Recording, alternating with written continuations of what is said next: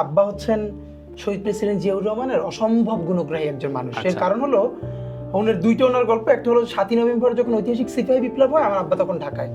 তো উনি আমাদেরকে বলতেন যে মানে আমাদের বাসায় শহীদ জিয়ার অনিষ্টে নিয়ে আব্বা দিনের পর দিন গল্প করতেন। তো শহীদ প্রেসিডেন্ট জিয়াউর রহমানের যে 7ই নভেম্বর যে ঐতিহাসিক সিপাহী বিপ্লব যেটা আমরা বলি, ওই দিন আব্বা বলতেছে যে উনি দেখছেন যে মানুষ নারায়ে তাকবীর আল্লাহু আকবার বলে মিছিল দিতেছে আর এটাকে কনগ্রাচুলেট করতেছে, ওয়েলকাম করতেছে। আমার উপজেলায় শহীদ প্রেসিডেন্ট জিয়াউর রহমান খালকাটা কর্মসূচিতে গেছিলেন এবং আলেমদের তরফ থেকে আব্বা তার সাথে মিট করার সুযোগ পেয়েছিল। এবং ওই যে তার ইম্প্যাক্ট, তার সাথে চলা, এত সিম্পল লাইফ।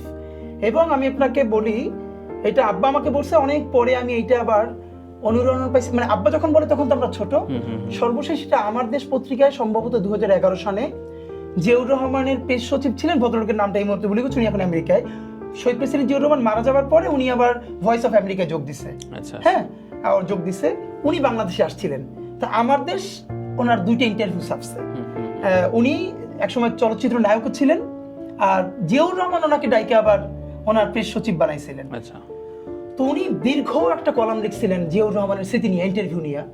তো সেইখানে উনি বলতেছেন যে জিয়াউর রহমান, ওনার একটা কাজ ছিল, কাজটা হলো জিয়াউর রহমান যখন উনি প্রচুর জেলা সফরে যাইতেন, তো যেই জেলায় যাবেন তার আগের দিন সার্কিট হাউসে ফোন করে ডিসিকে জানানো অথবা ডিসিকে বলা যে তুমি সার্কিট হাউসে খাবেন, যে প্রেসিডেন্ট ভাতের সাথে একটা সবজি, একটা মাছ, একটা মুরগি বা ডাল, মানে আপনি ভর্তা দেন, সবজি দেন, মাছ দেন, 4 আইটেমের বেশি হতে পারবে না। এর বেশি যদি হয় তাহলে প্রেসিডেন্ট খাবেন না। ওনার দায়িত্ব ছিল সেই প্রত্যেকটা ডিসি অফিসে ফোন করে এটা জানানো।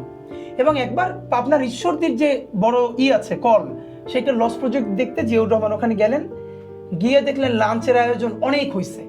তো উনি ওইটার এমডিকে ডেকে বললেন যে এই টাকা কার? অফিসের টাকা। বলে আমি এখানে লস প্রজেক্ট দেখতে আসছি আর এইগুলো করছে। উনি না খেয়ে ঢাকায় ব্যাক করে লাঞ্চ করছেন। তো ওনার ওই গল্পটা আমার মনে পড়ছে। তখন রাতের 2:30-3টা বাজে, ঘুমাই নাই। আমি অনার্স ফার্স্ট ইয়ারের একটা ছেলে। তখন আব্বা যে ছোটবেলা আমাদেরকে বলতো জিয়াউর রহমানের